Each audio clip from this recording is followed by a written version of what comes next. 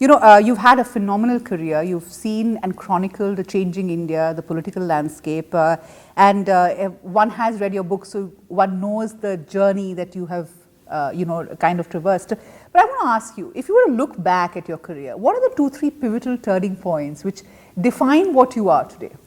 I think one of the pivotal turning points is the fact that I became a journalist because I was trained to be a lawyer. I did a postgraduate degree in law. I came back, started practicing at the Bombay High Court, and suddenly one day said that I need to take a year off. And journalism actually became my year off. I went to the Times of India. I used to write a bit, and that was, I think, the pivotal moment. I should have otherwise been a lawyer in a black coat, wandering around the sort of precincts of the Bombay High Court. That's what I was trained to do. I was not trained to be a journalist. So I think that was a pivotal moment. The second pivotal moment was in 1994, when 6 years into print, I come to Delhi. We're going to set up the Telegraph newspaper in Delhi. That doesn't happen. I meet Pranoy Roy somewhere. He says, I'm planning to set up a news program on TV. Till then, I only knew him from The World This Week. The next thing I know is that I'm on television. And I thought I'll do it for a year. Again, it was to be my year off. Next thing I know is that I'm doing 21 years of TV and counting. And I think the third pivotal moment was when I left NDTV and set up CNN IBN. Again, doing something new. So I think every 10 years, you try and reinvent yourself. And then I wrote a book a year ago, again, 10 years later. So I think pivotal moments come at times when you're looking to do something new and take up a new challenge. As a journalist, I was thinking that you would talk about the moments that you have covered as being the defining moments, but you have chosen the turns that you have taken. How's that? Look, if I hadn't moved from being a lawyer to a journalist, none of those defining moments in my journalism would have come about.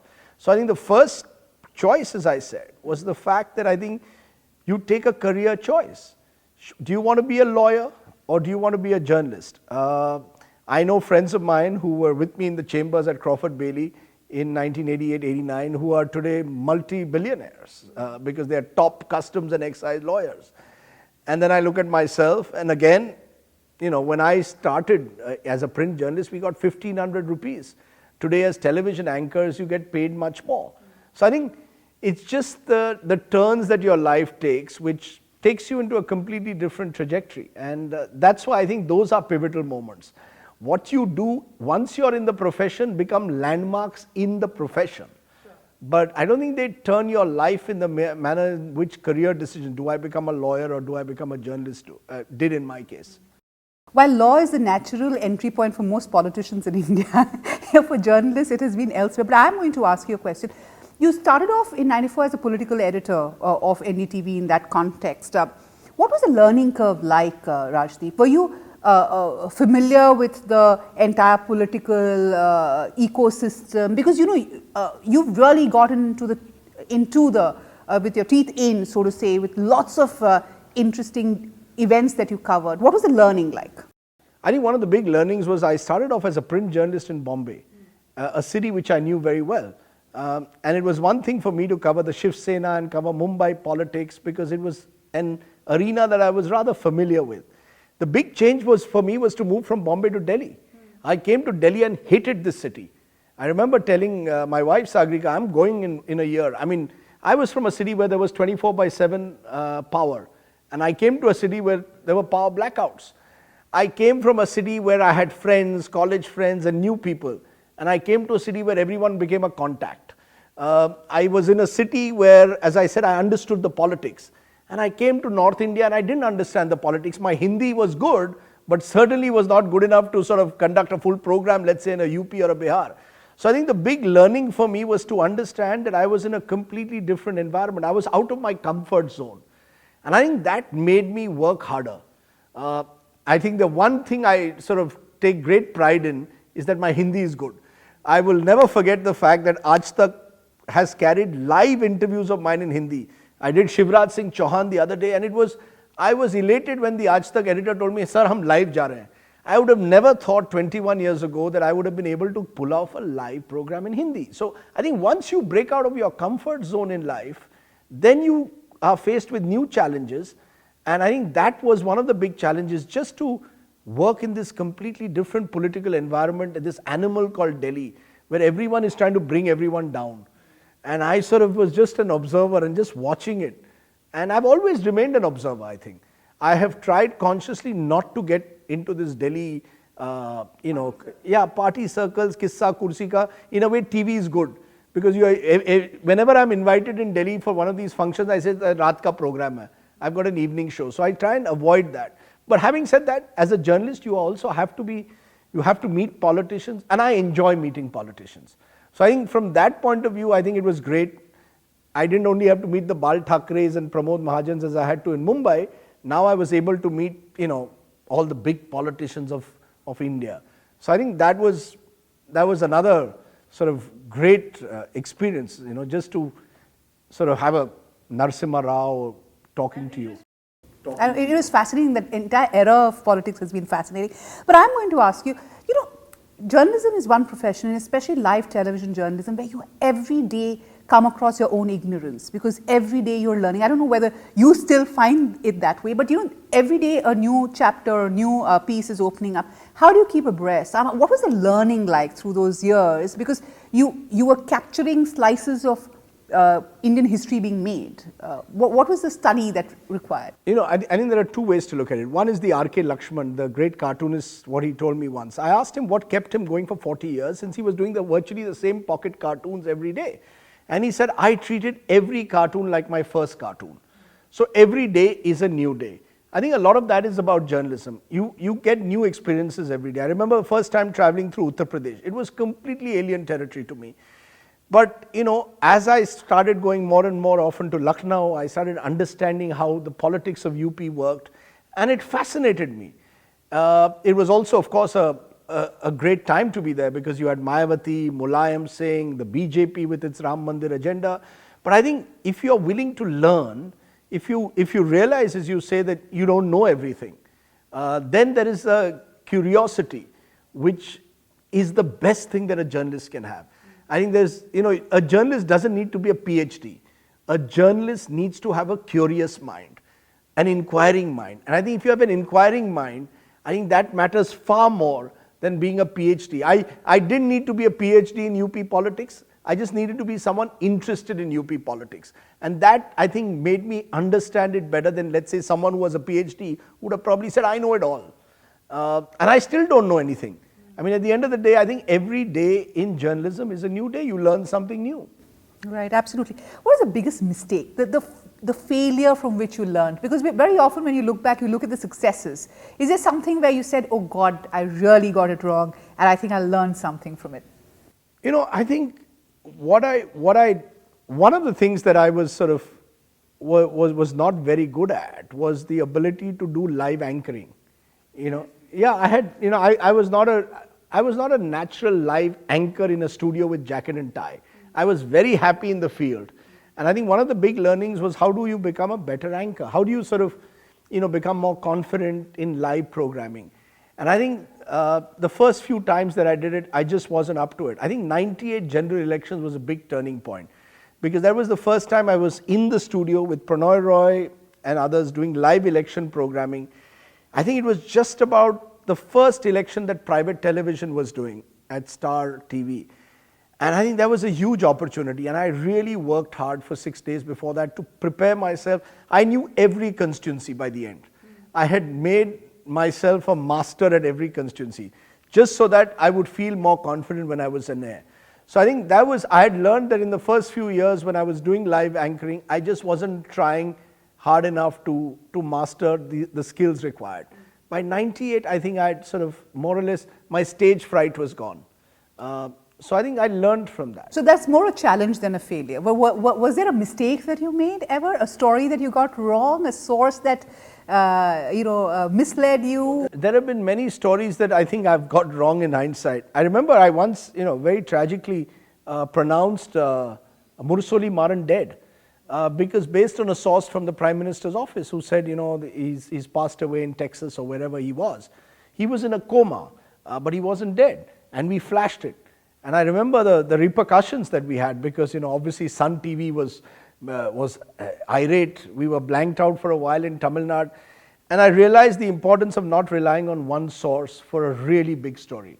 And for a really big story, you need more than one source.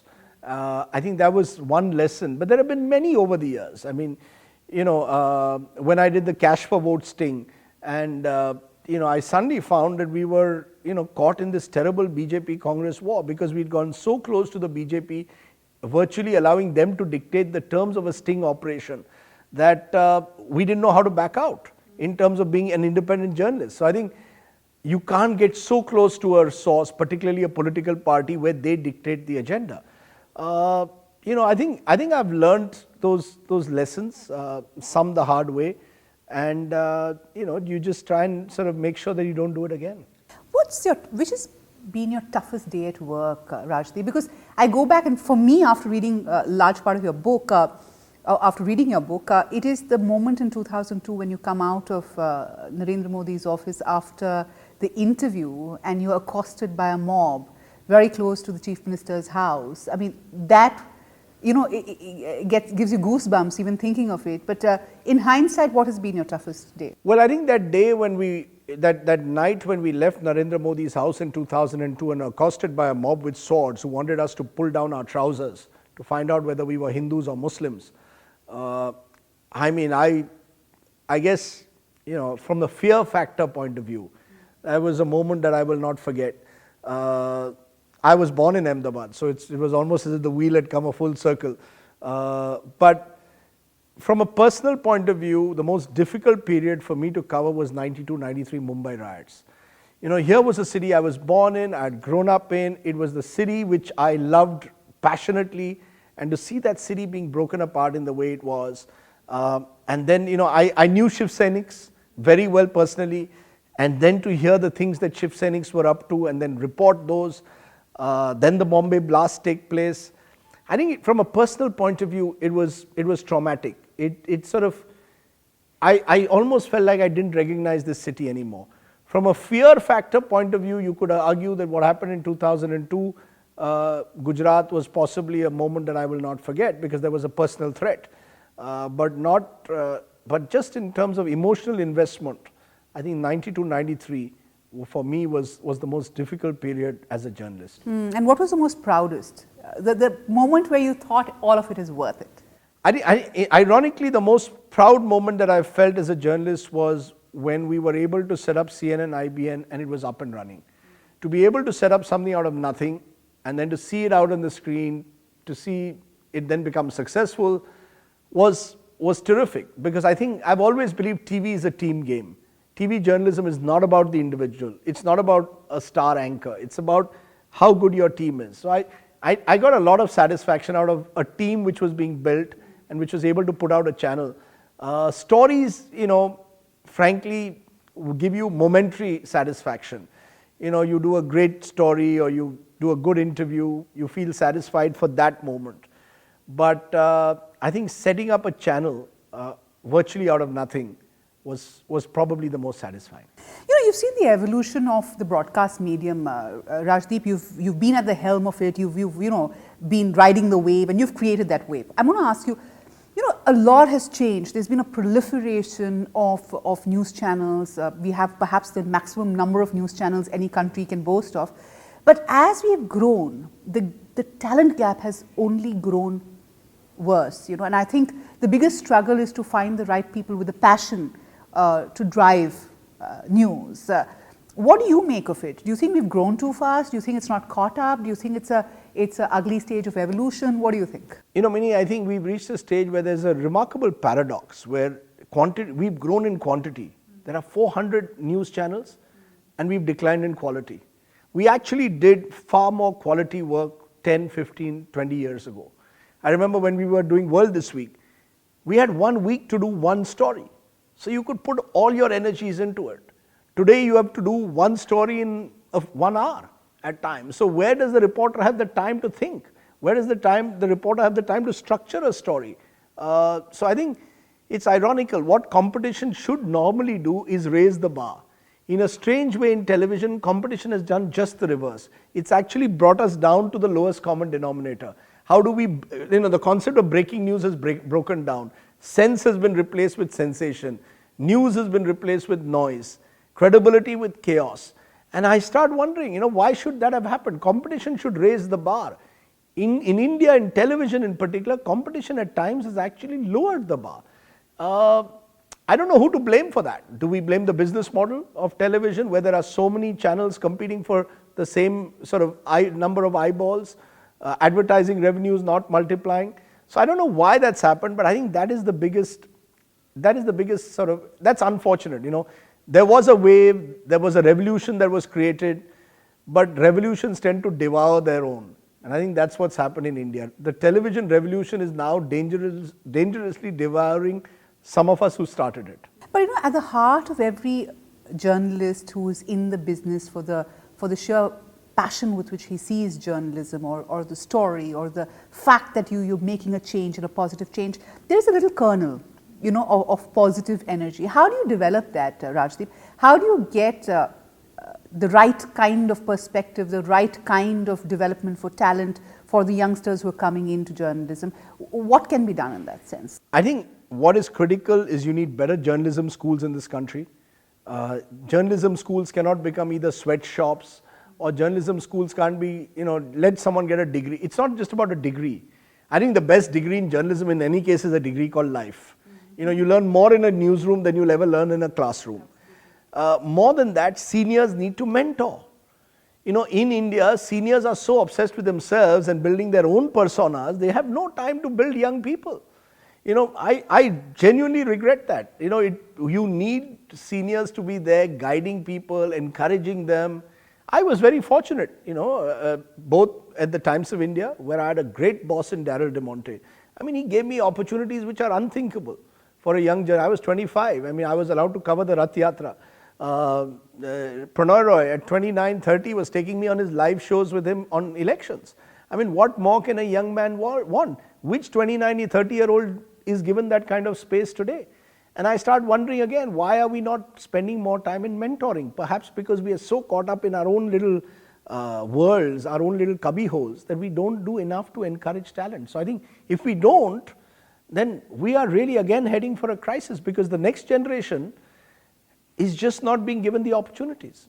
My generation was thrown into the deep end and asked to figure it out and swim, and we did swim, okay? Yeah. But I'm going to ask you this.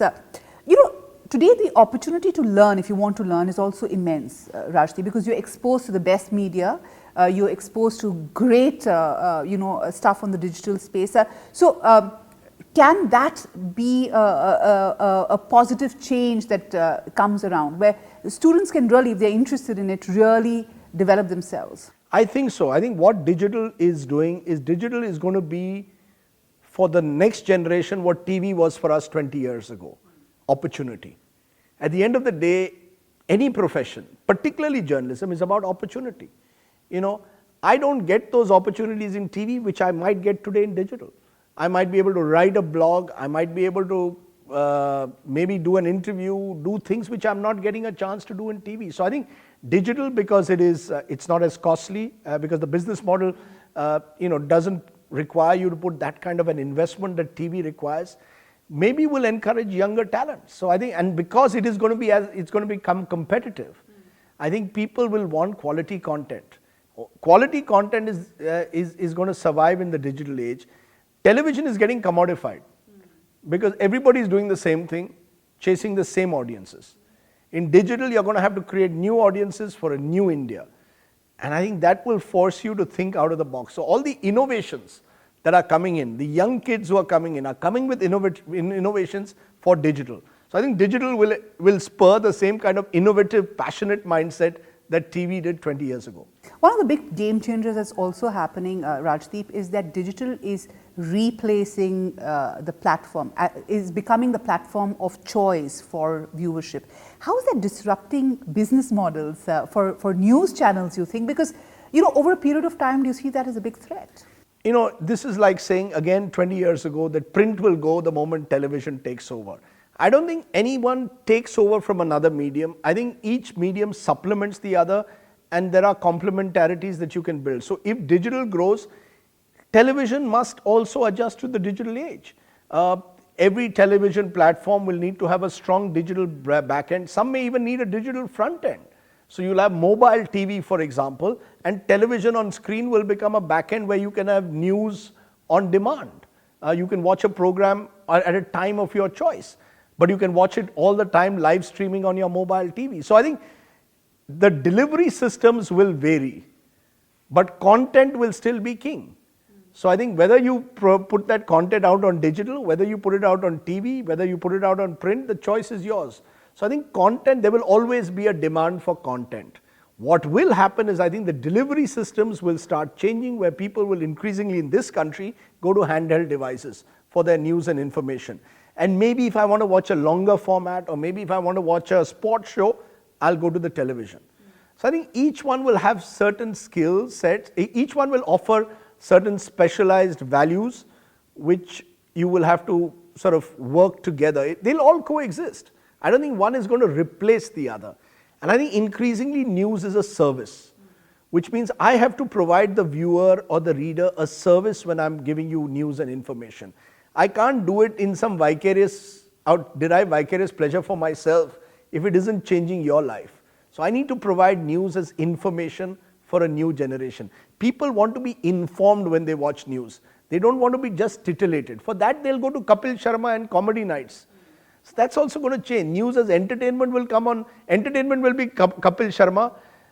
Mobile will provide FIR, quick information, and television will provide me maybe a longer format show. So right now, I hope that happens, because right now we are veering towards Kapil Sharma in many cases. So I'm going to shift focus a little. What is also true is newsrooms are younger and younger, and I think it's going to remain that way because of the demographics. What do you think of the youth and how they're going to transform the business? Are you positive? Do you think they need to really skill up? What's your... You mean the youngsters in the newsroom? I think, look, I have enormous admiration for India's youngsters' energy levels and their ambition. They are far more ambitious than I was. I joined Times of India. I was very happy to be there till the age of 60, frankly. I would have happily written, television just happened. Today's youngsters are very keen to know, where am I going to be 3 years from now? So, you have to admire that energy and the ambition that they have. What they need to realize is, ultimately, to be a good journalist, you need to have a passion for news. And you have to have some kind of creative, innovative impulses. So it can't just be getting onto television for being famous. It can't just be being a journalist because, let's try it out. It should be also about your commitment to news gathering, a feeling of passion for news. If they have that, combined with their energy and ambition, then I believe they will conquer the world, because today digital is going to provide them far more opportunities than I had. In '88, when I joined, I had no choice but to join the Times of India if I wanted to be a journalist. '94, NDTV just happened. It was the first private news channel as such. Today, there are dozens and dozens of news channels, but there are also dozens and dozens of digital platforms coming. So look at the opportunities that have emerged between 26 years. You don't have to join just one place anymore. So I'm actually hopeful for today's young. They have huge opportunities. What they need to have is a little bit of patience and a little bit more of passion for the news. I want to ask you a couple of questions on continuous learning. The fact is that, as we discussed, journalism is about really learning, keeping an open mind, and really soaking in a lot of information. How important is continuous learning? And do you see that as a big lacuna between the people who are successful and the not so successful? Well, I think it comes back again to the belief that, no one has arrived in life, simply because you do one great story or one great interview in the journalistic context. I think you've got to see a career or life as a journey, where you will have highs and lows, where you learn from your lows, and you take your highs also with a sense of gratification, but without getting carried away.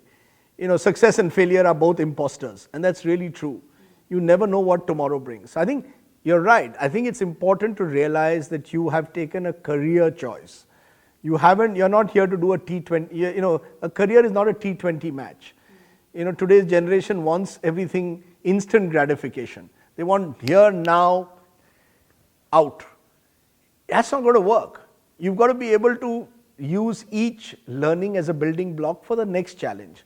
So if that's the way you look at life, I think, and you call it continuous learning, I think that's the way to look at life. That's what the old, our old philosophers would tell us, the old Shastras tell us, that every stage of life prepares you for the next. And that's the way I see it. Who are the people that have influenced you and inspired you along the journey? I know it's a very large kind of canvas that you can look at, but there are 2-3 people that you think really helped you along the way because they really inspired you to do better. Actually, to be very honest, there's no one who I've said, he's been a role model. I've never really had a role model in journalism as such. I was very lucky when, as I said, when I was at the Times of India in the late 80s, early 90s, I built this great friendship with R.K. Lakshman. It was a strange relationship between a 70-year-old man and a 25-year-old kid. And every morning I would sit with him for an hour, we'd go through the newspapers, and I think he taught me the importance of simplicity of communication.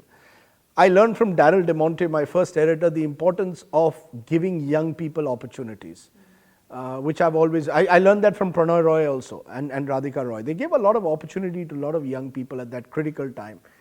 I learned from Raghav Bell, the ability to empower people, give them, again, trust them and give them opportunity. So I think around the way you learn from various people different skill sets. Was I inspired by someone? I'd love to say I was inspired by the Mahatma. But, when I read Gandhi and I say, bloody hell, how do you become, where did this man come from? Because he's remarkable, the moral courage of this man. I think in weaker moments, you turn to him, and I have all his, I read a lot, I've read a lot of Gandhi, I've read a lot of Ambedkar. Ambedkar, powerful intellect, much more powerful intellect than Gandhi would ever be. But Gandhi's sheer moral courage of that man. And it gives me goosebumps thinking about it. And I know that I don't have it, but I think it's important to sort of read and try and, understand that there were such people. And it inspires. I remember meeting Nelson Mandela in 1991 as a young journalist covering a cricket tour of South Africa and then catching him at the airport and interviewing him. And I just thought, one thing that struck me about that man, he'd spent more than 2 decades in jail, but there was no recrimination against his captors. He was smiling. Every answer you'd give, you'd smile. And you just thought that in that smile, maybe that's the closest that I met someone who was close to the Mahatma. That's the way Gandhi was with the British. He must have unnerved them with his smile. You arrested me, jailed me, kept me in jail for 5 years. I come out and smile at you. You have no chance. You killed me. I know Munna Bhai tried the experiment in another way, but I think those are figures who should inspire everyone. They're remarkable people. But I'm going to come to a personal question. You've had some tough turns to maneuver, very public tough turns, and you've had to take a step back. You have had to really, walk a tightrope, so to say. What was the sense? How did you survive that, or what were the learnings from that? Really. One of the biggest, most difficult decisions was to leave CNN-IBN. Last year. You set up something, you build it up, you've created a team, you're very comfortable, and suddenly the world changes. And it took me a long time to recover from it. I think I still haven't fully recovered. It was emotional, it was traumatic, it was difficult. And you realize that in life that, life is not one smooth journey. And I said this at an interview a few months ago that I was really down and out. And I did 2 things. One, I wrote a book. So I put all my energies in the book. Someone asked me, how do you write the book so soon? I said, because I had nothing else in my life for those 3 months. If I didn't write, I would have been depressed. So I just put all my energies in it. And number 2, I was watching a cricket match and this Australian cricketer died on the cricket field. And to me, the thought that someone who had died while playing the game he loved so much made my condition seem so trivial in contrast. No one had died here. And I told myself, it's time to sort of get back to some kind of rhythm in life. And you get up. So, I think you shake yourself up. Time is a healer. But more than that, you learn new skills. I never thought I could write a book. People ask me, how was I able to write a book so fast? And because for 3 months, I did nothing in my life but the book, because it was my way of getting out of the depression I felt after leaving CNN-IBN. Had I not written, I would have been griping about it all the time. And then there was this cricketer, Phil Hughes, who died on a cricket field. And there I saw it and I said, a cricketer's dead playing the game he loves so much. And what am I sort of griping about? And I think you wake up and you pull yourself up and you tell yourself that, life is a journey and you have, not so good times and good times, and you embrace both and you learn new skills. So I learned the skill of writing a book of 130,000 words and it was reasonably successful. And I must confess that I can now at least go and tell my grandchildren whatever else I have not done. I've kept enough copies of the book, so if I do have grandchildren, they will all be presented copies of my book, whatever else happens. Rajdeep, what is the next thing in your vision? You said you have this thing about having decadal changes, and from what we've heard, you've chanced upon very happy turns in your life, and you've embraced it. What's next? I've been very lucky. I don't know what's next, but I'm interested, I'm curious in learning new skills. I mean, if you asked me in '94, television, I didn't have the foggiest idea. If you asked me in 2004, 5, setting up a channel, I didn't know how to do it.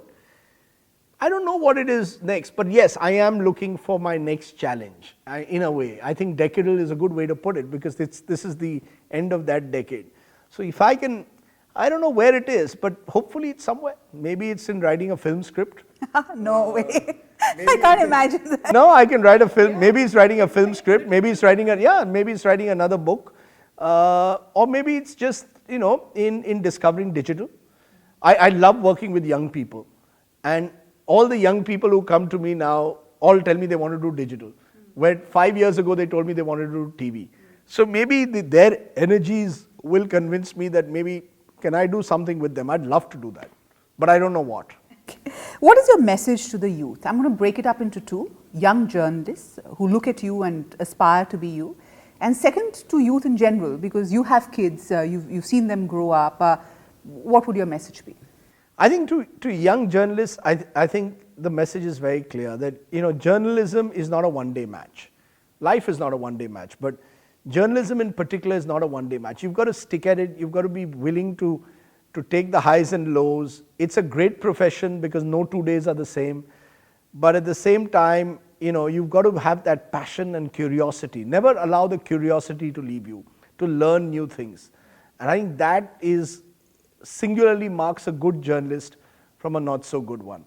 The curiosity to learn new things. What is my message to all young people is the same message I give my son and daughter, which is chase your dreams. My son is training to be a doctor. My daughter's just joined law school. I actually told them, do what you want, but don't be journalists. Why? Because I think it would be unfair to them. My father was a cricketer, and I, for the longest time, just wanted to play cricket. And I just was not good enough. Because, my dad had absolutely no real training in cricket, and yet went on to play for India. And I had every facility given to me, and I was just not good enough. And I sometimes think that if my kids became journalists, they'd have all the pressures of, being like dad or whatever else, or my wife's a journalist. So they'd have that pressure and oppression.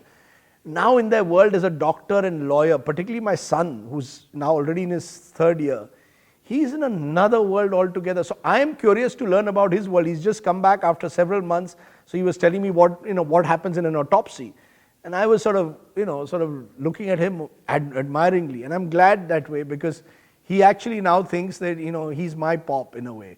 He knows more than me, which is great because that's his world.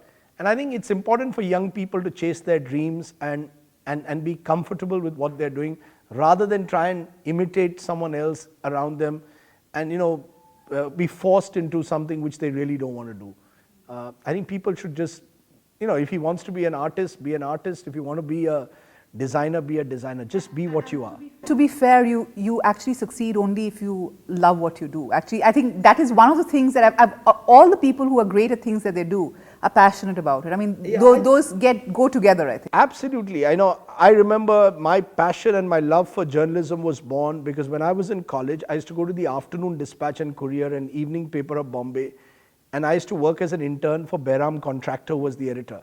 And just the sound of the typewriter and that newspaper coming out, I loved the smell of the newspaper and the sound of the typewriter. And it stayed in my mind. So I think I fell in love with journalism in a way that I didn't with law. And that's why I could have never become a great lawyer. I've become a decent journalist, I think, because I love the idea of news.